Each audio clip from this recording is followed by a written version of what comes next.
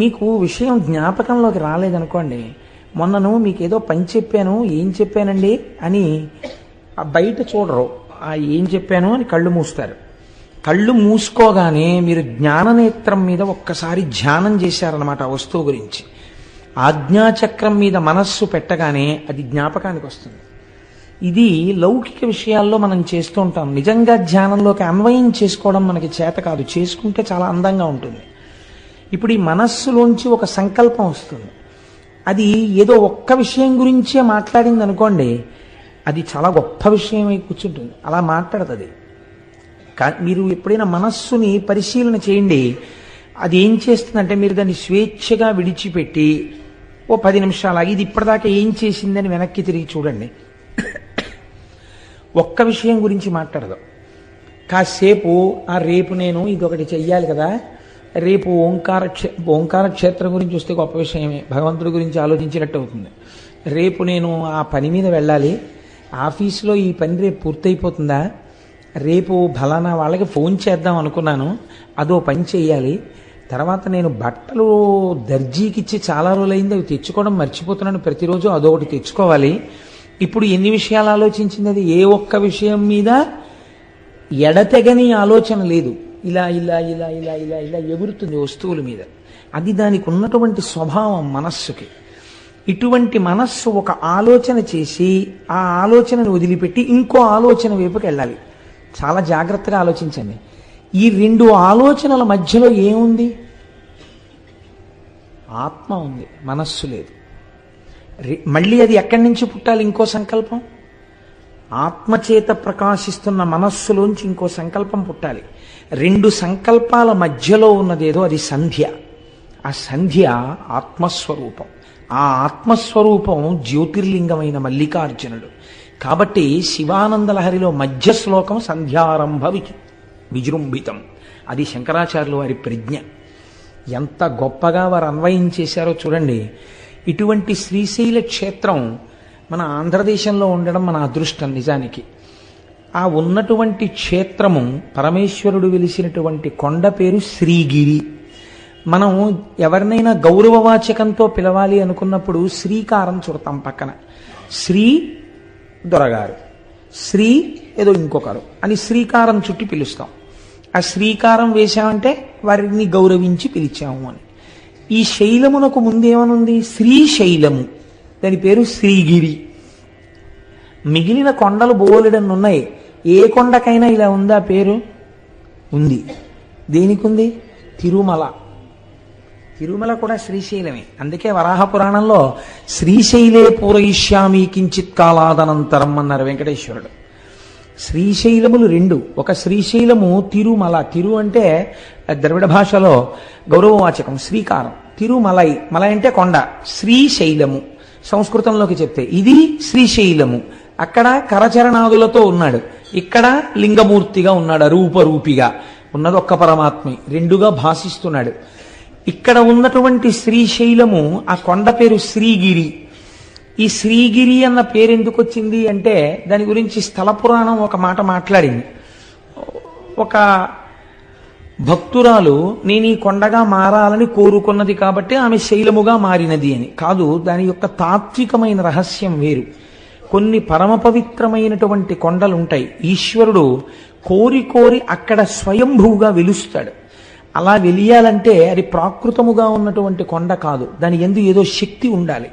మీరు చూడండి, మనకి ఒక మాట మాట్లాడుతుంటారు, శిలాభోగం స్థలాభోగం అంటారు. శిలాభోగం అంటే ప్రపంచంలో ఎన్నో శిలలు ఉంటాయి. ఏదో ఒక శిలని పట్టుకొచ్చి ఒక ఆయన చెక్కుతాడు, ఓ గుళ్ళో పెడతాడు. దానికి ఎన్ని అభిషేకాలో ఎన్ని పూజలో అది మూర్తి అయిపోయింది, శిలాభోగం. అంతకన్నా గొప్ప మూర్తిని చెక్కి ఇంకో గుళ్ళో పెడతారు, ఆ గుళ్ళోకి వెళ్ళేవాడు ఉండడం. శిలాభోగం అంటే దానికి లేదా అదృష్టం రాదు ఇక్కడికి భక్తులు అంటారు. స్థలాభోగం, మీరు కొన్ని కొన్ని స్థలాలు చూడండి, మహాత్ములు అడుగుపెట్టిన వేళా విశేషం ఏమిటో తెలియదు కానీ నేను విశాఖపట్నంలో చూశాను అలాంటి ఇల్లు. ఒక ఇల్లు ఉండేది, అంటే మా బంధువులే ఉండేవారు అందులో, అందుకని నాకు తెలుసు. చీకటి గుహ ఎలా ఉంటుందో గదులు అలా ఉండేవి ఆ ఇంట్లో. అంత చీకటి, అంత అలా ఉండేవి ఆ గదులన్నీ కూడాను. కానీ ఆ ఇంట మంగళతోరణం కట్టి మళ్ళీ మంగళతోరణం ఎండిపోయింది తీయడానికి టైం ఉండేది కాదు, మళ్ళీ తోరణం కట్టేసేవారు. ఎప్పుడూ శుభమే. ఆ ఇంట్లో ఎంత చిత్రం అంటే ఏదైనా శుభకార్యం జరగట్లేదంటే ఆ ఇంటికి వెళ్ళి ఓ 4 రోజులు ఉంటే శుభకార్యం అయిపోయేది. స్థలాభోగం, మీరు ఏమని చెప్పగలరు దానికి? స్థలాభోగం అనాలంతే. అంటే ఆ ఇంటికి ఏదో మహత్తరమైనటువంటి ఓ పెంకో ఏదో వచ్చేసింది అనమాట. ఆ స్థలం అటువంటిది.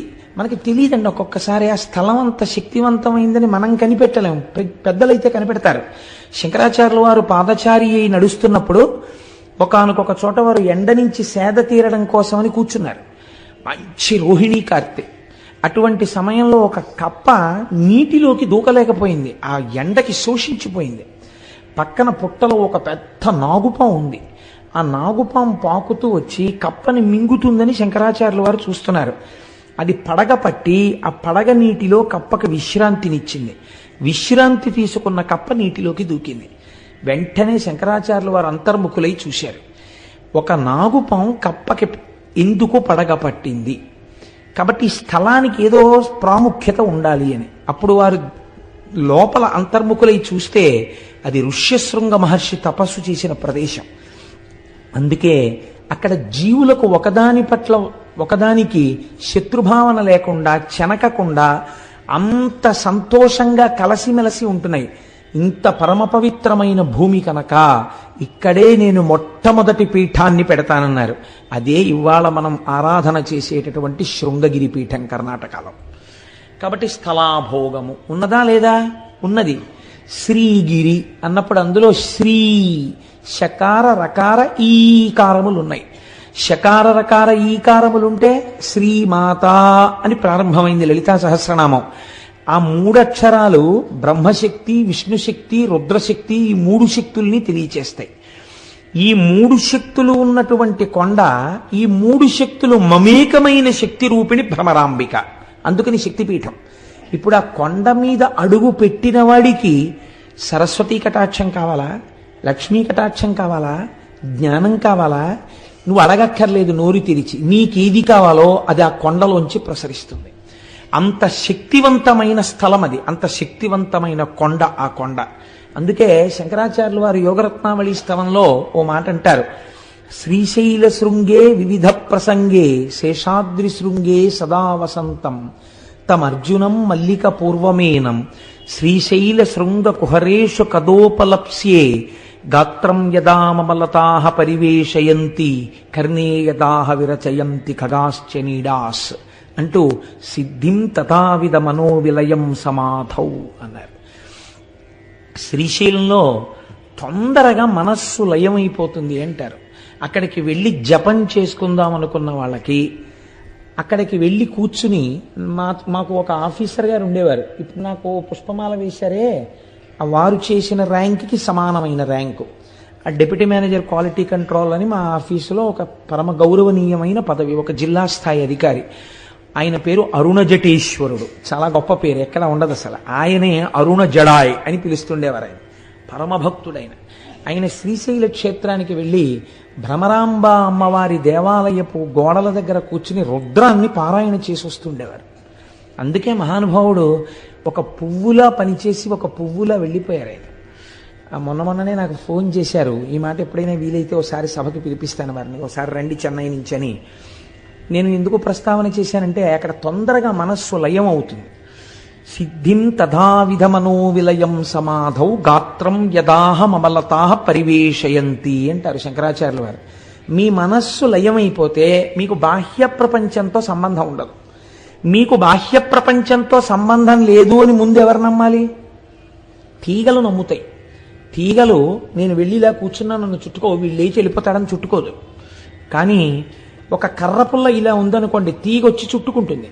అలాగే శ్రీశైలమునందు తొందరగా సమాధిలోకి వెళ్ళిపోతారు కాబట్టి అక్కడ తీగలు అల్లుకుని ఉంటాయిట. ఎన్ని ఓషధులకు ఆలవాలము శ్రీశైల పర్వతం. అసలు అన్నింటికన్నా ఆశ్చర్యం అండి, శ్రీశైలానికి దగ్గరలో ఒక క్షేత్రం ఉంది, అక్కడ అమ్మవారు ఉన్నారు. సిద్ధేశ్వరం అనుకుంటాను, నాకు జ్ఞాపకం ఉన్నంత వరకు. మీరు అమ్మవారికి బొట్టు పెట్టచ్చు. అక్కడ మీరు అమ్మవారికి కుంకుమ బొట్టు పెడితే శిలామూర్తిగా ఉండదు, నుదురు మెత్తగా తగులుతుంది. వేలు పెట్టినప్పుడు మీ ఒళ్ళు పులకరిస్తుంది. శ్రీశైలం ఎన్ని రకాల ఉపాసనలకో ఆలవాలము, అంత గొప్ప క్షేత్రం శ్రీశైలం. అటువంటి శ్రీశైలంలో ఆ శ్రీశైల పర్వతం మీద పరమశివుడు స్వయంభూమూర్తిగా వెలిశాడు. మీరు చూడండి, ఎందుకు వెలియాలి? ఏదో కారణం ఉండాలి కదండి. నిన్న సౌరాష్ట్రే సోమనాథంచ ఒక కారణం కనపడింది. ఇక్కడ కూడా ఒక కారణం ఏమైనా ఉందా అంటే, శ్రీశైలంలో ఎందుకు పరమశివుడు వెలయవలసి వచ్చింది అన్న దాని గురించి పెద్దలు ఒక హేతువుని చెప్తారు.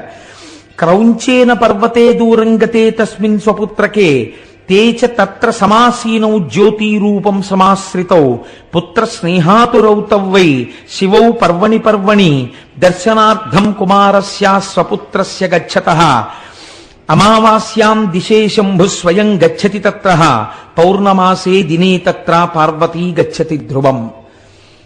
మీకందరికీ తెలుసున్నటువంటి విషయమే. గణాధిపత్యం ఎవరికివ్వాలి అని నిర్ణయం చెయ్యవలసి వచ్చినప్పుడు శంకరుడు తన ఇద్దరు కుమారులను పిలిచి, ఎవరు భూమండలానికంతటికీ తొందరగా ప్రదక్షిణం చేసి వస్తారో వారికి నేను పట్టాభిషేకం చేస్తాను, వారికి నేను గణాధిపత్యం ఇస్తాను అన్నారు.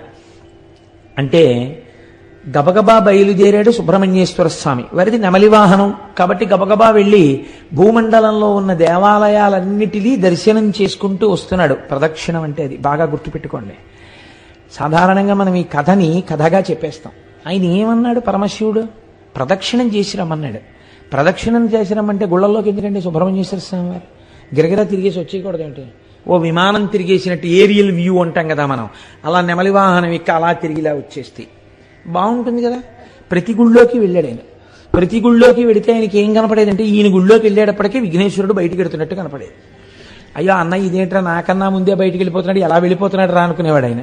ప్రతి గుళ్ళోనూ ఈయన వెళ్ళడం, ఆయన బయటికి వెళ్ళడం. అదేంటి, ఎందుకు అసలు సుబ్రహ్మణ్యుడు గుళ్ళల్లోకి తిరగడం? ఆయన చెప్పాడా పరమశివుడు, నువ్వు గుళ్ళల్లోకి వెళ్ళిరా, భూమండలం మీద ఉన్న గుళ్ళన్నీ చూసిరా అని చెప్పాడా? ప్రదక్షిణం చేసిరా అని చెప్పాడా? ప్రదక్షిణం చేసిరా అని చెప్పాడు. ప్రదక్షిణం చేసిరా అంటే గుళ్ళల్లోకి ఎందుకంటే వెళ్ళడం? అదే ప్రదక్షిణం అంటే. ప్రదక్షిణం అంటే ఏమిటో తెలుసా అండి? దేవాలయంలో ప్రదక్షిణం చేసేటప్పుడు లోపల ఉన్న మూర్తి మిమ్మల్ని పరిశీలన చేస్తాడు. నన్ను నమ్ముకున్నటువంటి మహాభక్తులందరూ నా దేవాలయంలో కొలువు తీరి ఉన్నారు, వీరికి నమస్కరించి వీరి అనుగ్రహంతో నా దగ్గరికి వస్తాడా, వీళ్ళంతటి వాళ్ళు వీళ్ళెందుకని నా దగ్గరికి వస్తాడా చూద్దామని వీళ్ళని వదిలి లోపలికెళ్ళిన వాడిని చూడగానే ఇలా మొహం తిప్పుతాట పరమేశ్వరుడు. కాబట్టి మీకు ఆ ఈశాన్యలింగం అని ఉంది అరుణాచలంలో. అరుణాచలంలో ఈశాన్యలింగం దగ్గర నందీశ్వరుడు ఇలా ఉంటాడు. మొన్న మేము వెళ్ళినప్పుడు ఆయన ఎందుకు అలా మొహం పక్కకి తిప్పుకుని ఉన్నాడు అని అడిగితే ఆయన తమిళంలో చెప్తే ఏదో వచ్చిన వాళ్ళు ఎవరో దాన్ని తర్జుమా చేశారు. ఒక మహాభక్తుడు, ఒక ఆయన, కొంతమంది భక్తులు పల్లెటూరు నుంచి వచ్చారు కానీ వాళ్ళు పరమభక్తులు. వాళ్ళు వచ్చి దర్శనం చేసుకుందాం అంటే నంది అడ్డొచ్చింది. అడ్డొస్తే వాళ్ళు శివుడికి చెప్పారు, ఈశ్వర నీ దర్శనం చేసుకుందాం అంటే నంది అడ్డొస్తోందని. ఆయన అన్నాడు, నా భక్తులకు కనపడే వరకు కాసేపు మొహం అలా పక్కకి తిప్పన్నాడు. అందుకని ఇలా పెట్టాడు ఆయన. మళ్ళీ నువ్వు ఇటు తిప్పచ్చు అనలేదు. ఏమో ఇలాంటి వాళ్ళు ఇంకా వస్తారేమో, అలా ఉండు కాసేపు అన్నట్టే లెక్క. అందుకని అలాగే ఉన్నాడు ఈశాన్యలింగం. కాబట్టి చూడండి, భక్తుల పట్ల ఆయన ఎంత ప్రీతి వహించి ఉంటాడో చూడండి. లోపల భక్తి ఉంటే ఆయన దాన్ని గమనిస్తాడు. ప్రదక్షిణం అంటే దేవాలయాలలోకి వెళ్ళి చేసినది ప్రదక్షిణం. అరుణాచల శైలమునకైనా సరే, అరుణగిరి ప్రదక్షిణం చేసేటప్పుడు దేవాలయాల్ని విడిచిపెట్టి మీరు కొండ చుట్టూ తిరిగితే అది ప్రదక్షిణం అవుతుందని నేను అనుకోవట్లేదు. ఎందుకంటే అలా శాస్త్రం మాట్లాడలేదు కనుక. లేకపోతే తలుపులు తీసి అర్ధరాత్రి వేళ కూడా లింగ దర్శనం అయ్యేటట్టుగా అరుణాచలంలో ఎందుకు ఉంచుతున్నారు? మీరు వెళ్లితేనే ప్రదక్షిణం పూర్తవుతుందని. మీరు వదిలిపెడితే ప్రదక్షిణం ఎలా అయింది? మీరు దేవాలయ సహితంగా చేసిందే ప్రదక్షిణం. మీరు లోపల తిరిగినప్పుడు కూడా ఆళ్వారులు ఉంటారు విష్ణువాలయం అయితే, నాయనారులు ఉంటారు శివాలయం అయితే, మీరు ప్రదక్షిణ పురస్సరంగా వెళ్ళాలి. చాలా మంది ప్రధాన దేవత దగ్గరికి వెళ్ళి వస్తారు. దానివల్ల ఈశ్వర అనుగ్రహం కలుగుతుందని నేను అనుకోవట్లేదు. మీకు భూమండల ప్రదక్షిణంలో విఘ్నేశ్వరుడు చేసిన ప్రదక్షిణమే దానికి ప్రమాణం. ఇంతలోకి ఆయన పాపం పోన్లే అన్నయ్య కన్నా ముందుకెడతానేమో అని పరిగెత్తాడు కైలాసం దగ్గరికి వచ్చాడు. ఈయన ఏం చేశాడు? గణపతి నిజంగా వెళ్ళారు ఆయన సూక్ష్మంలో మోక్షం అంటారు చూసారా, అటువంటిది ఒకటి చేశాడు. అన్ని వేళలా చెయ్యకూడదు. ఎప్పుడు నిజంగా మీరు చేయలేరో అప్పుడు చెయ్యాలి దాన్ని. శ్రీరామ రామ రామేతి రమే రామే మనోరమే సహస్రనామ తత్తుల్యం రామనామవరాననే నిజమే. శ్రీరామ శ్రీరామ శ్రీరామ అంటే విష్ణు సహస్రం చెప్పినట్టు. అందుకని పూజ అంతా మానేసి 3 మాటలని వెళ్ళిపోతానంటే కుదరదు. నిజంగా మీకు అంత టైం లేని పరిస్థితి వచ్చినప్పుడు శ్రీరామ శ్రీరామ శ్రీరామనమని. పాపం నెమలి వాహనము లేదు, స్థూలకాయం ఎలక వాహనం, నేను తిరగలేనేమో అనుకుని అన్ని విధాలా బేరీజు వేసుకున్నప్పుడు ఆయన ఏం చేశాడంటే, నాన్నగారు తల్లిదండ్రులకు చేసినటువంటి ప్రదక్షిణం భూమండలానికి చేసిన ప్రదక్షిణంతో సమానం, కాబట్టి నేను మీకే ప్రదక్షిణం చేసి మీకే నమస్కరిస్తున్నాను, అశక్తుడను కనుక. ఈయన అశక్తుడే, అలా సుబ్రహ్మణ్యుడితో సమానంగా వెళ్ళడానికి ఎవరు అంగీకరించాలి? సర్వజ్ఞుడైన శంకరుడు అంగీకరించాలి. ఈ బుద్ధి కుశలత ప్రదర్శించాడు, గణాధిపత్యం ఇచ్చాడు. చిన్నపిల్లలకి మంకుతనం ఉంటుంది కదండి. అందులో నువ్వు ఓడిపోయావురా అన్నారనుకోండి, చాలా బాధగా ఉంటుంది. అంతవరకు ఎందుకంటే ఓ బస్సులో ఆడపిల్లలు మగపిల్లలు కలిసి వెళ్తున్నప్పుడు అంత్యాక్షరి పెట్టి గెలిచారని మగపిల్లలకి ప్రైజ్ ఇస్తే పెద్ద అలరైపోతుంది. ఆడపిల్లలకి ఇస్తే మగపిల్లలందరూ మొహాలు ముడిచేసుకున్నారు మేము మనం వెళ్ళినప్పుడు. అంటే అదో ముచ్చట అనుకోండి. ఎందుచేత అంటే ఓడిపోయావు అనేటప్పటికీ అది జీర్ణం కాదు, ఆ మాట వాళ్ళు అంగీకరించలేరు. అందుకే మనం ఇంగ్లీష్లో దానికి ఒక చమత్కారమైన మాట రన్నర్స్ అప్ అని పెట్టారు. ఏమిటో అంటే ఓడిపోయిన వారు అని అనకుండా, ఇదేంటి వీరిని గెలిచిన వారు వారు, వారిని గెలిపించిన వారు వీరు అని ప్రైజ్ ఇచ్చారనుకోండి, బహుశా సంతోషిస్తారేమో, ఓ మర్యాద ఉంది కాబట్టి. కనుక ఇప్పుడు సుబ్రహ్మణ్యుడు ఓడిపోయాడు, పెద్ద ఆయన గెలిచాడు, అందుకని వాడికి నేను పట్టాభిషేకం చేస్తున్నాను రా అన్నారు. అంటే అది అంగీకరించలేని అజ్ఞాని సుబ్రహ్మణ్యుడు కాడు. కానీ నాన్నగారు ఎలా అయినా ఈ ధర్మ సూక్ష్మం ఒకటి ఉంది శాస్త్రంలో అని చెప్పేసి అంగీకరించేసి ఆ అన్నయ్యకి చేసేశారు. అన్నయ్యకి చేసేశారని ఆయన బాధ కాదండో, అన్నయ్యకి చేసేశారని బాధ అయితే రావణాసురుడు కుబేరుడి మీద యుద్ధానికి వెళ్ళినట్టు యుద్ధానికి వెళ్ళాలి. ఆయనకి అది కాదు బాధ, ఓటమి వలన కలిగినటువంటి చిన్ని అక్కసు. చంటి పిల్లాడు కదండి సుబ్రహ్మణ్యుడు అంటే, ఆ మాత్రం లేకపోతే అందమే ఉంటుందండి పిల్లల దగ్గర. 70 ఏళ్ళు వచ్చినా పిల్లాడు అమ్మ దగ్గరికి వెళ్ళినప్పుడు అమ్మే, నాన్నగారి దగ్గరికి వెళ్ళినప్పుడు నాన్నగారే. పిల్లలు తల్లిదండ్రుల దగ్గర అలాగే ఉంటారు. అందుకని చిన్న కోపం వచ్చింది, కోపం వచ్చి నేను వెళ్ళిపోతున్నానని వెళ్ళిపోయాడు. ఎక్కడికి వెళ్ళిపోయాడు? ఎక్కడికి వెళ్ళిపోయినా తెలుస్తుంది వాళ్ళకి. వాళ్ళకి తెలియదేమిటి సర్వజ్ఞులు పార్వతీ పరమేశ్వర్లు కనుక చూశారు ఎక్కడికి వెళ్ళాడు వీడిని. ఇంట్లో ఫంక్షన్ అయిపోయింది, పట్టాభిషేకం. ఓసారి వీడి దగ్గరికి వెడదాం రమ్మని కబురు చేశారు. రే నాన్న వచ్చి, అదేమిట్రా? నేను రాను అన్నాడు. పిల్లలు చూడండి మూతి పుడుచుకుని మీద ఎక్కి కూర్చుంటారు. నేను రాని ఇంట్లోకి అంటారు. తండ్రి 2 రెక్కలు ఎత్తి తీసుకొచ్చేయగలడు ఇంట్లోకి, కానీ అలా తీసుకురాడు. వెళ్ళి చాలా బతిమాలతాడు. అందులో ఏముంది? తండ్రి ఓటం ఉందా? తండ్రితనం ఉంది, తల్లితనం ఉంది కదండి.